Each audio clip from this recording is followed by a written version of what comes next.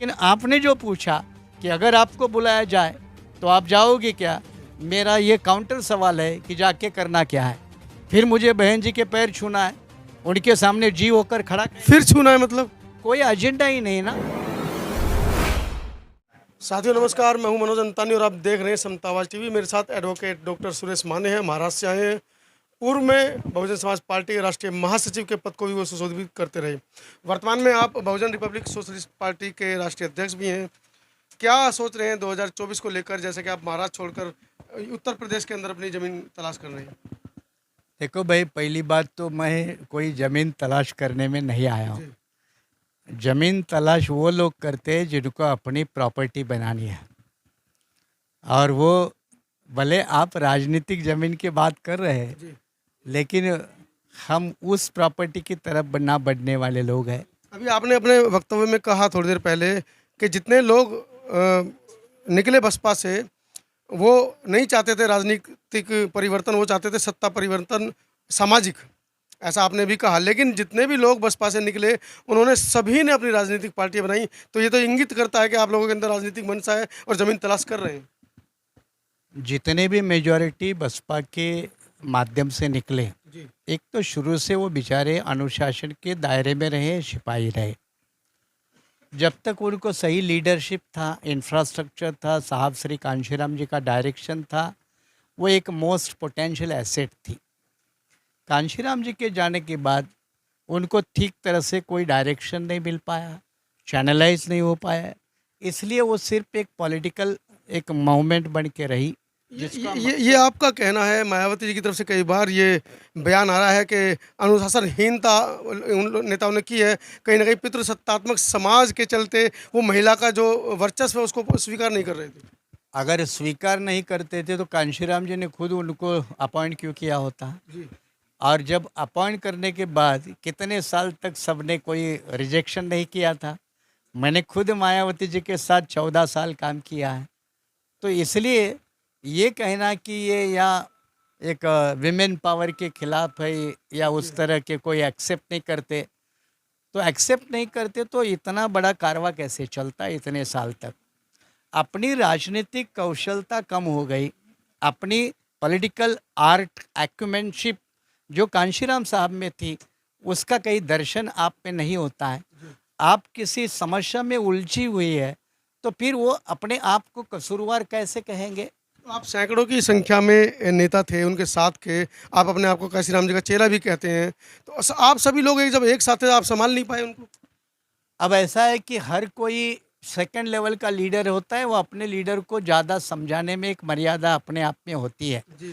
जो political level पे काम करते हैं उनको समझते हैं, जो बेचारे जर्नलिस्ट है वो कुछ भी पूछ सकते हैं। जी। लेकिन एक पॉलिटिकल स्ट्रक्चर में जाने के बाद अपने किसी भी नेताओं को समझाने की एक अपनी एक सीमा होती है। उस सीमा के बाहर कोई जाकर समझा नहीं सकता। वो जिसकी समझाने की इच्छा है वो छोड़कर अपना रास्ता बना देता है, उसी के पास उतना ही विकल्प रहता है। ऐसा नहीं कि हम लोगों ने कोशिशें की नहीं की, बहुत कोशिशें की है, मैंने खुद कोशिशें की है। लेकिन इसलिए हमने कभी उजागर नहीं किया कि अगर एक समय हमने आपको लीडर मान के चला है तो वो लीडर को ज़्यादा एक्सपोज नहीं करना चाहिए। ये भी एक डॉक्टर अंबेडकर के मूवमेंट का चरित्र होना चाहिए।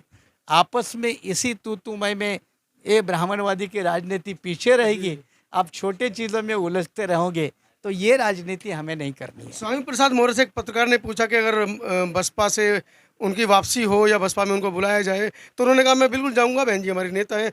इस सवाल को आप किस तरह देखते हैं? आपको बुलाया जाए तो आप जाएंगे? नहीं, जाके करेंगे क्या। स्वामी प्रसाद मौर्य और मुझसे में यही फ़र्क है। जी। स्वामी प्रसाद मौर्य समाजवादी पार्टी में गए हैं, मैं किसी पार्टी में नहीं गया हूँ। मैं अम्बेडकरी मूवमेंट का दायरा छोड़ के बाहर नहीं गया हूँ।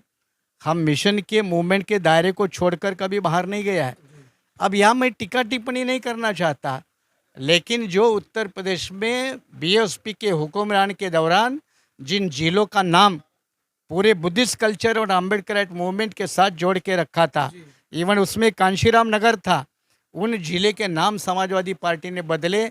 इस बात को भी अगर मौर्य जी भूल सकते हैं तो मौर्य जी अपना राजनीतिक कल्याण करें, ये बात उनके लिए अलग है।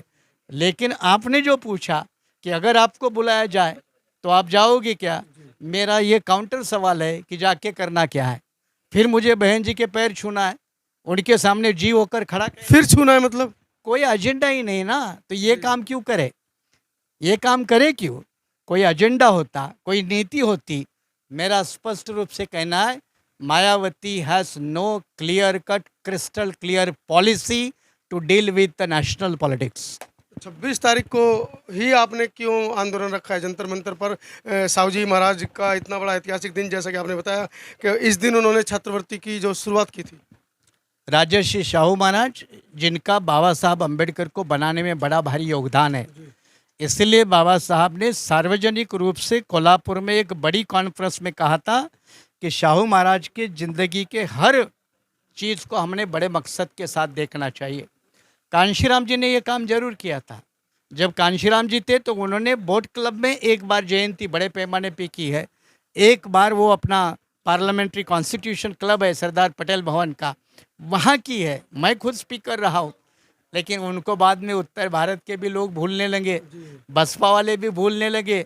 तो याद दिलाने के लिए मैंने फिर वो मौका ठान लिया कि 26 जुलाई को ही जंतर मंतर पे कदम रखे, ताकि शाहू महाराज को भी याद करें और उत्तर भारत के लोग भूलने लगे उनको भी याद एक दिलाएं। आखिरी सवाल, उत्तर प्रदेश में बीएमपी अपने पैर पसार रही है, एएसपी पैर पसार रही है, राष्ट्रीय पार्टी तो है ही बसपा, आप भी आ गए हैं, तो कैसे, क्यों जनता यहाँ की आपको वोट देगी? मैंने ये कहा कि भारत एक बड़ी पॉलिटिकल स्पेस वाली जगह है। जी।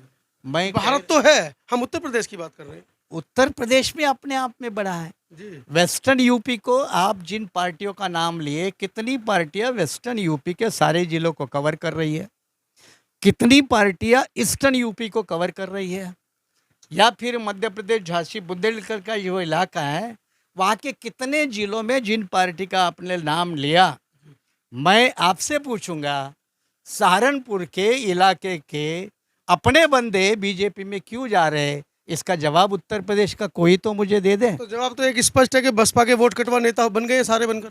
अब ये, हाँ, अगर सारे बसपा के, उनमें आपका भी नाम आ जाएगा। अगर सारे बसपा के वोट कटवाऊ नेता बने जी। तो ये मुसीबत किसने पैदा की? उसकी जड़ कौन है? समाधान क्या है? समाधान ये है कि जब एक डॉक्टर से इलाज नहीं होता तो आपको नया डॉक्टर तलाशना होगा। एक नेता से काम नहीं चलता है तो दूसरा नेता तलाशना होगा। एक पार्टी से काम नहीं चलता है तो आपको दूसरी पार्टी तलाशनी होगी। Alternate politics is the only solution. चलिए साथियों, बहुजनों की जो पार्टियां हैं आपस में तालमेल नहीं है। किसको वोट दें 2024 में? बहुजन किधर जाएगा? क्या वाकई में जैसे सारे बहुजन नेता कह रहे हैं कि वो सत्ता अपने हाथ में ले पाएंगे? एक बड़ा सवाल है। कमेंट सेक्शन में ज़रूर लिखिएगा क्या इसका हल है। धन्यवाद।